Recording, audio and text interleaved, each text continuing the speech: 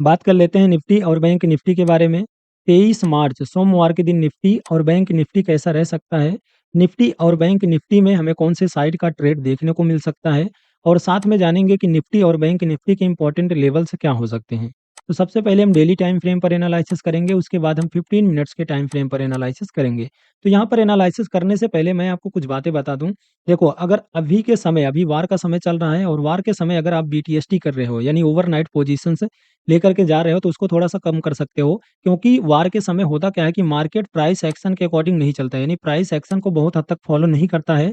फिर मार्केट क्या होता है कि ग्लोबल न्यूज के अकॉर्डिंग चलता है। यानी अगर ग्लोबल न्यूज निगेटिव आई तो मार्केट में बड़ा गैप डाउन हो सकता है, अगर पॉजिटिव आई तो मार्केट में बड़ा गैप अप हो सकता है। तो अगर वार के समय आप देखोगे तो ज़्यादातर न्यूज़ जो होता है वो निगेटिव ही होता है। इसके लिए आप कभी भी जब वार होता है तो उस टाइम देखोगे तो मार्केट में लगातार आपको गिरावट देखने को मिलती है। तो अगर आप ओवरनाइट पोजीशंस लेकर के जा रहे हो तो उसको थोड़ा-सा कम कर सकते हो। अब और भी कुछ इंपॉर्टेंट बातें जान लो। देखो, जैसे अभी मार्केट में गिरावट का जो मेन कारण है, कहीं न कहीं आप देखोगे तो जो क्रूड ऑयल है ना, उसका भाव लगातार बढ़ रहा है। लगातार क्रूड ऑयल यानी कच्चा तेल का भाव लगातार बढ़ रहा है, और जो हमारा इंडियन रुपए है, यानी हमारा जो भारतीय रुपए है, ये डॉलर के मुकाबले इसकी वैल्यू लगातार गिर रही है। अगर अभी आप देखोगे तो इसकी वैल्यू 93.53 के अप्रोक्स आ चुका है। जो कि अब तक की सबसे निचले स्तर पर है, यानी अब तक का सबसे निचले स्तर पर है हमारा इंडियन रुपीस डॉलर के मुकाबले। तो कहीं न कहीं ये भी हमारे लिए अच्छी बात नहीं है, और क्रूड ऑयल का भाव लगातार बढ़ रहा है, ये भी हमारे लिए अच्छी बात नहीं है, क्योंकि भारत विदेशों से ही, हमारा जो भारत है, भारत लगभग 85% जो क्रूड ऑयल है वो विदेशों से आता है। यानी भारत में 85% क्रूड ऑयल विदेशों से आता है। अगर इसका भाव बढ़ेगा और हमारा पैसे की जो वैल्यू है वो लगातार कम हो रही है, तो कहीं न कहीं ये दोनों चीज़ें हमारे लिए अच्छी नहीं है। अब अगर तीसरी चीज़ देखोगे तो मार्च में लगभग 15-17 दिन के अंदर हमारे इन भारतीय यानी इंडियन मार्केट से जो विदेशी निवेशक थे, उन्होंने लगभग 52,700 यानी 52,700 करोड़ रुपए से ज़्यादा बिकवाली कर चुकी हैं, यानी बिकवाली कर चुके हैं, यानी निकाला जा चुका है। 52,700 करोड़ रुपए 15 से 17 दिन के अंदर विदेशी निवेशकों द्वारा निकाला जा चुका है। तो कहीं न कहीं ये भी हमारे लिए अच्छी बात नहीं है। तो अभी आपको वार के समय ऐसी बहुत सारी घटनाएँ आपको देखने को मिलती हैं। तो इसके लिए अभी आप ओवरनाइट पोजीशंस को कम कर सकते हो। अब जानते हैं कि इंपॉर्टेंट लेवल्स क्या हो सकते हैं। अब ये हमारा निफ्टी 50 का डेली टाइम फ्रेम का चार्ट है। तो यहाँ पर आप डेली टाइम फ्रेम के चार्ट पर देखोगे तो यहाँ पर आपको कुछ भी प्राइस एक्शन नहीं समझ में आ रहा है। ना ही मार्केट गिर रहा है, यहाँ से 2-3 दिन थोड़ा-सा बाउंस बैक देखने को मिला, वापस से मार्केट बड़ा गैप डाउन दिया। अब बड़ा गैप डाउन, अगर इस कैंडल को देखोगे तो इस कैंडल के अंदर ही यानी शुक्रवार की कैंडल बनी है, और ये इस कैंडल को देखोगे तो ये कैंडल भी कुछ नहीं बता रही कि यहाँ पर बाइंग हो सकती है या सेलिंग हो सकती है।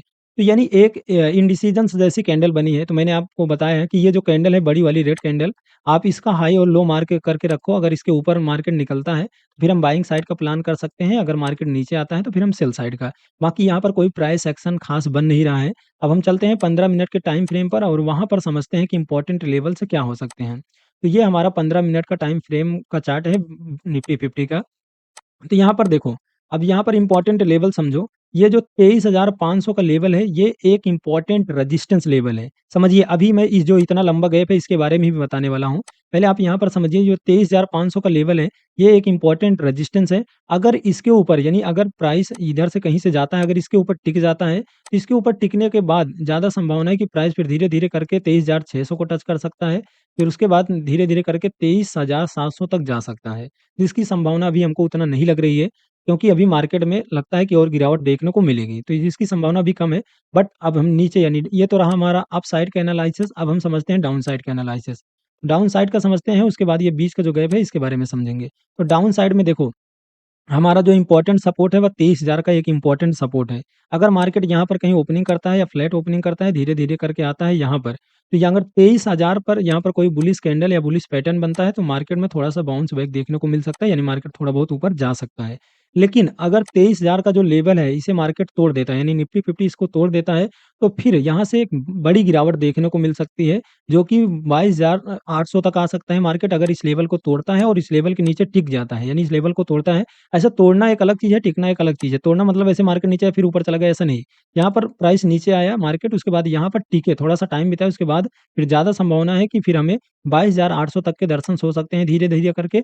अगर 22,800 के लेवल को मार्केट तोड़ता है, तो फिर 22,700, 22,600 तक के हमें दर्शन हो सकते हैं। अब यहाँ पर ये एक चीज़ ये समझो कि अगर 23,000 का जो लेवल है, अगर इसके नीचे मार्केट आ गया और टिक गया, तो फिर हम स्ट्रैटेजी जो अपनाएँगे, वह सेल ऑन राइज़ की अपनाएँगे। सेल ऑन राइज़ का मतलब कि अगर मार्केट यहाँ आता है, फिर थोड़ा-सा ऊपर जाता है, पुल बैक, और पुल बैक पर कोई यहाँ पर बेयरिश कैंडल, बेयरिश पैटर्न बनता है, तो फिर हम यहाँ से सेल साइड का ट्रेड लेंगे। फिर से जैसे थोड़ा-सा पुल बैक देखने को मिलता है, अगर यहाँ पर बेयरिश कैंडल, बेयरिश पैटर्न बनता है, तो फिर हम डाउन साइड का ट्रेड लेंगे। यानी अगर 23,000 के नीचे मार्केट आता है, तो फिर हम सेल ऑन राइज़ पर काम करेंगे। अब हम जानते हैं 23,000 और 23,500 के बीच में, अगर मान लीजिए कि मार्केट यहाँ पर कहीं ओपनिंग करता है, यहाँ पर कहीं ओपनिंग करता है, तो फिर यहाँ पर हम प्राइस एक्शन को फ़ॉलो करेंगे। प्राइस एक्शन का मतलब यहाँ पर देखोगे तो ये एक इम्पोर्टेंट रेजिस्टेंस है। इम्पोर्टेंट रेजिस्टेंस है, अगर मार्केट धीरे-धीरे करके यहाँ पर जाता है और यहाँ पर कोई बेयरिश कैंडल या बेयरिश पैटर्न बनाता है, तो फिर हम सेल साइड का ट्रेड कर सकते हैं। अगर मार्केट यहाँ पर मान लीजिए एक ओपनिंग करता है और नीचे धीरे-धीरे करके आता है, तो यहाँ पर कोई बुलिश कैंडल या बुलिश पैटर्न बनाता है, तो हम अप साइड का ट्रेड कर सकते हैं। अगर मान लीजिए कि मार्केट इस लेवल को निकालता है, यानी अब समझिए, अगर मार्केट मान लीजिए कि ये जो रेजिस्टेंस है, अगर इसके ऊपर मार्केट धीरे-धीरे करके निकलता है, तो हमारा फर्स्ट रेजिस्टेंस हमारा ये है। तो ये रहा। अब सपोर्ट की बात करें, तो यहाँ पर देखोगे तो यहाँ पर एक इम्पोर्टेंट सपोर्ट भी बनता हुआ नज़र आ रहा है, क्योंकि यहाँ पर इसी लेवल से बाइंग देखने को मिल रही है। तो सिंपल सी बात है, अगर इस रेंज के बीच में रहा, तो हम प्राइस एक्शन को फ़ॉलो करेंगे। अगर इस रेंज के बाहर निकलता है, तो मैंने आपको डाउन साइड और अप साइड का ट्रेड बता दिया।